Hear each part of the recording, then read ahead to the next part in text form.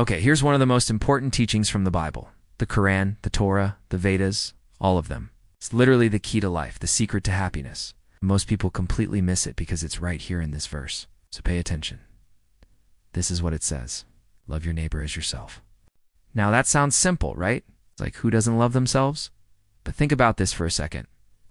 If you don't know how to love yourself, you can't love anybody else. If you hate yourself, then you're going to hate everybody else.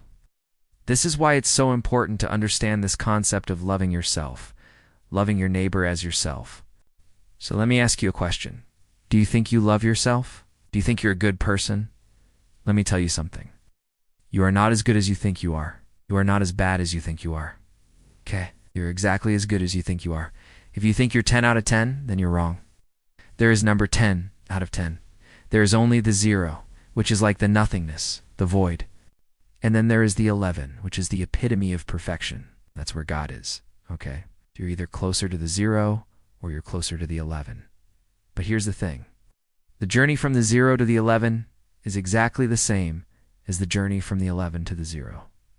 What do I mean by that? Well, if you take somebody who is very, very bad, who does a lot of bad things, and then they start doing good things, they start improving, they become better, right? You would say, wow, what an amazing journey they had.